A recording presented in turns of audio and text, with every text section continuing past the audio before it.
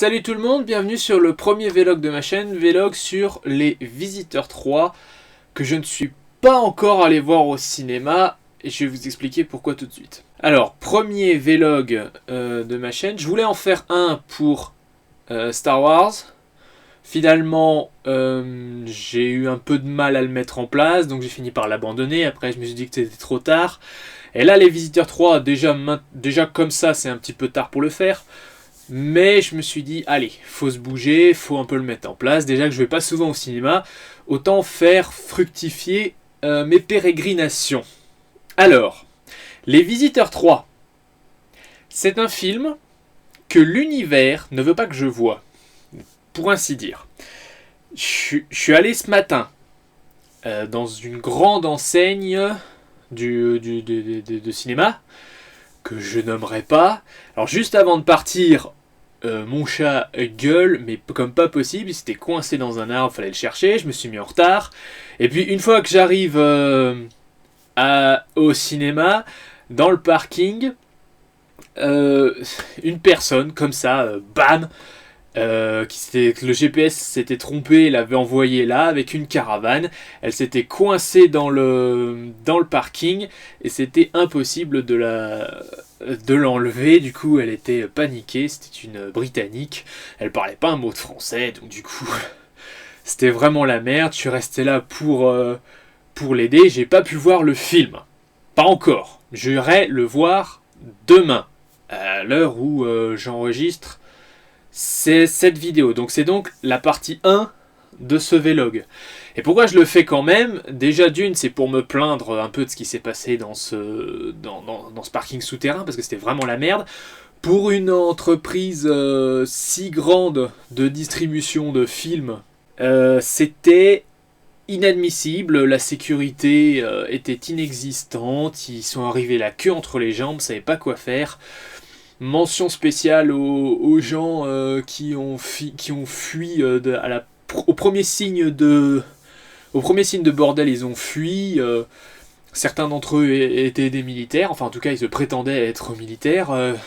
Pour moi, ce sont un peu des gens qui doivent faire en sorte que tout se passe bien, même si c'est dimanche, parce qu'aujourd'hui on est dimanche. Hein. Même les militaires ne travaillent pas, je le conçois, mais bon, je veux dire, il y a des réflexes à avoir. Mais bon, c'était quand même assez inadmissible. Le dépannage a duré 1h30. Personne n'a voulu l'aider. Elle était vraiment démunie, cette dame. Enfin, voilà quoi.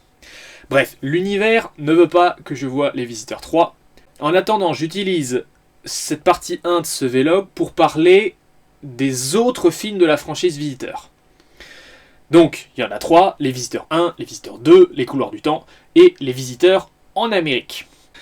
Alors, Les Visiteurs, pour mieux préparer le film, donc que je rappelle que j'ai pas encore vu, j'ai regardé Les Visiteurs 1 et 2, mais dans l'ordre inverse. D'abord Les Couloirs du Temps et ensuite Les Visiteurs 1.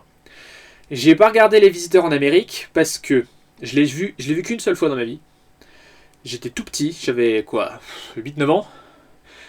Et même avec mes yeux de gamin innocent, je me rappelais que c'était de la grosse merde. C'est parce que je pense que c'est de la merde qu'il ne se retrouve pas dans mes disques durs, donc j'ai pas pu le regarder de nouveau. Je suis pas convaincu d'avoir vraiment envie. Hein. Je me rappelle que c'est de la merde. Le consensus dit que c'est de la merde.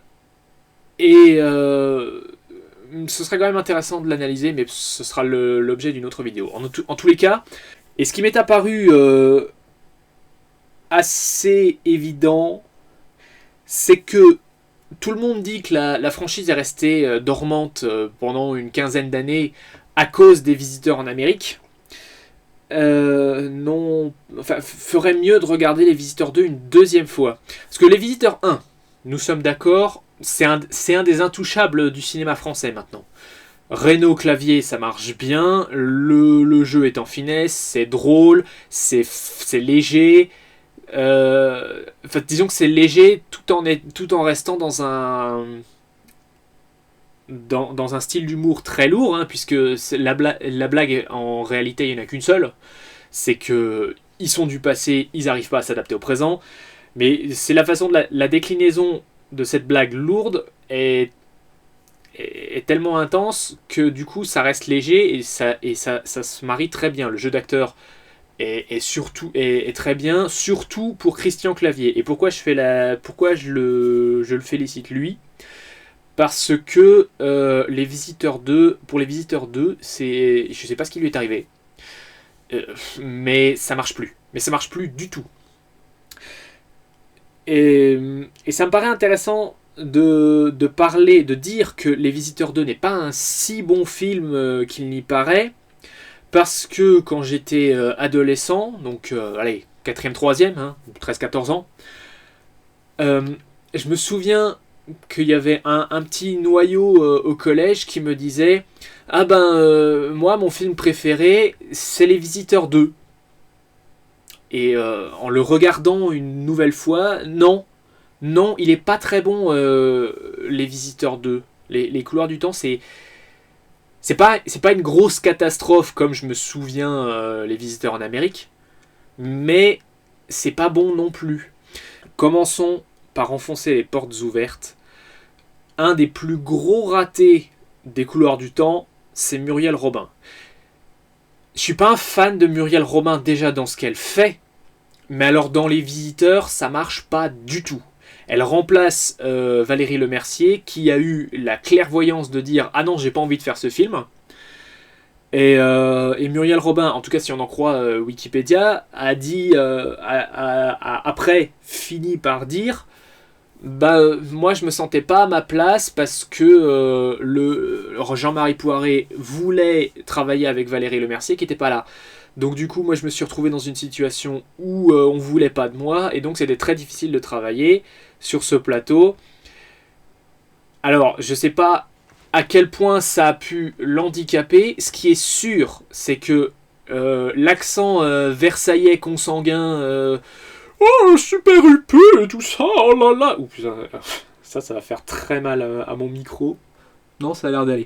Bon, bref, ce type d'accent, Valérie Lemercier peut le faire tout à fait naturellement, alors que Muriel Robin se force, c'est immonde. Mais c'est vraiment immonde. Et comme c'est son personnage, elle est obligée de le faire tout le temps, et comme c'est un personnage prépondérant dans le film, c'est chiant. Mais, c'est pas le plus gros problème. Le plus gros problème, c'est Christian Clavier. Je reprends ma critique. Le plus gros problème, c'est l'écriture. Mais au niveau du jeu d'acteur, le plus gros problème, c'est Christian Clavier. Vous regardez Les Visiteurs 1.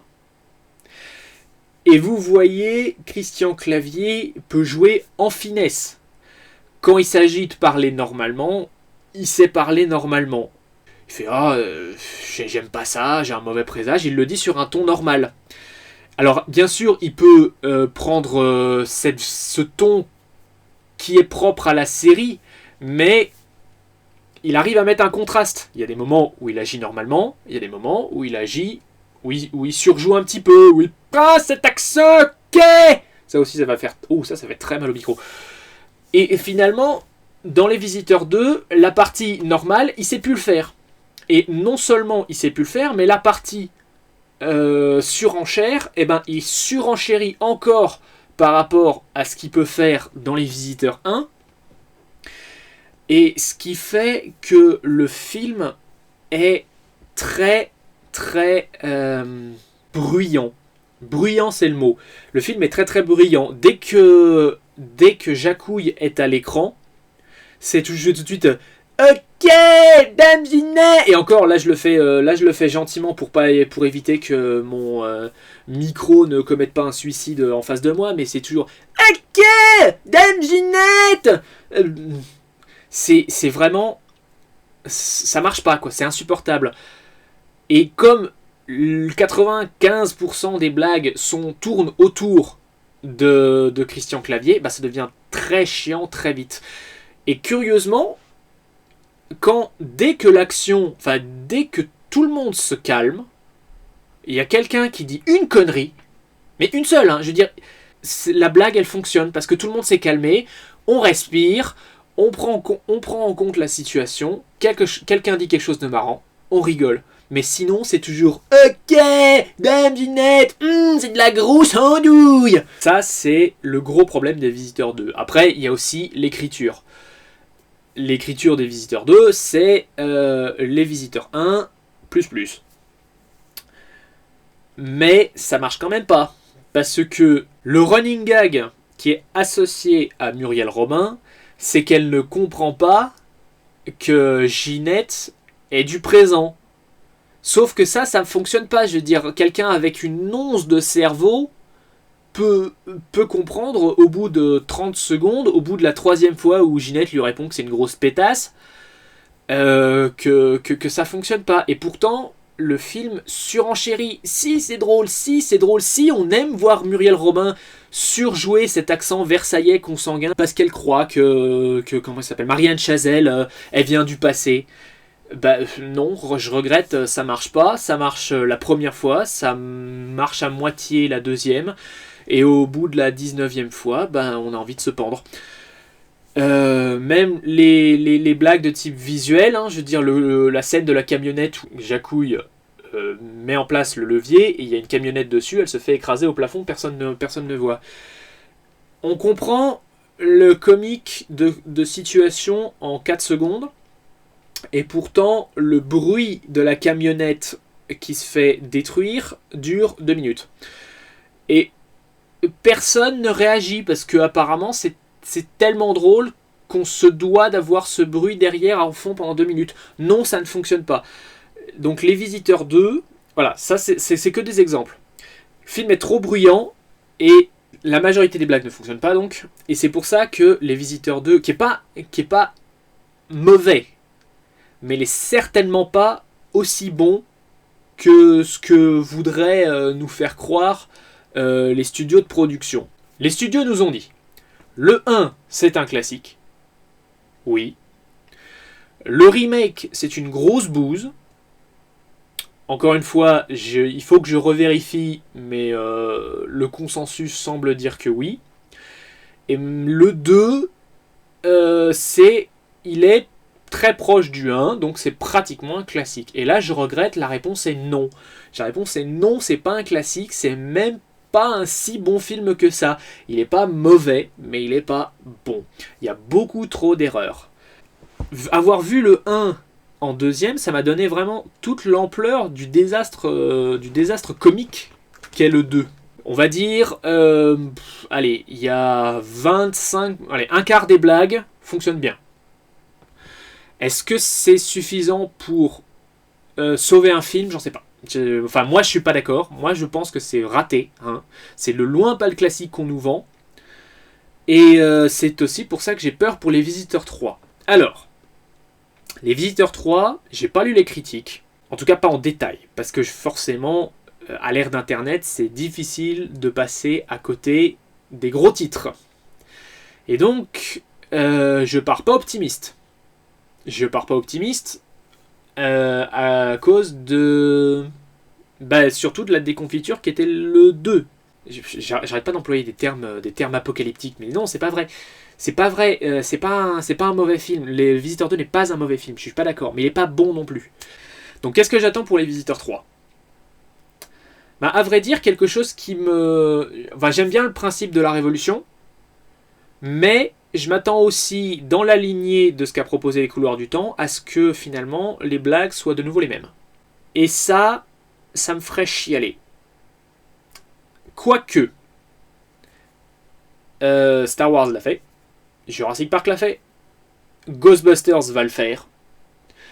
Donc clairement, on est dans un nouveau cinéma de niche qui essaie de rappeler aux anciens ce qui a marché en leur temps, tout en faisant en sorte de remettre les jeunes au goût du jour à partir des mêmes blagues. Enfin, à partir des mêmes scénarios. Qu'est-ce que j'attends pour Les Visiteurs 3 ? Eh bien, les mêmes blagues, c'est-à-dire Clavier et Reynaud qui sont pas dans leur élément, et du coup, ils font un peu les cons.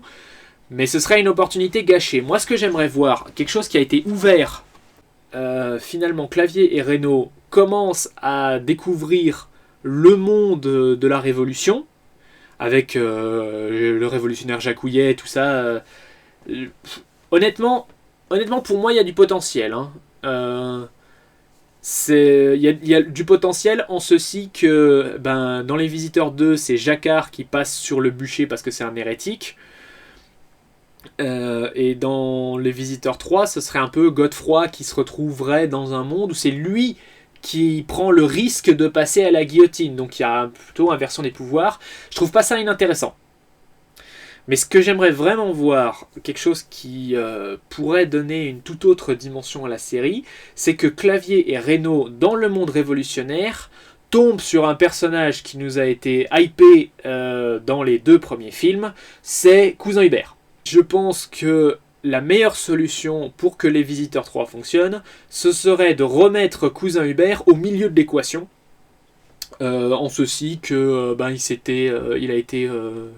Le grand prêtre, le grand machin, Eusébius s'est trompé, a confondu le cousin Hubert avec Godefroy et l'a envoyé dans une époque où, je sais pas, il s'est trompé, il a fait la même erreur, où il a mis du Grand Marnier dans la potion et il s'est retrouvé à la Révolution.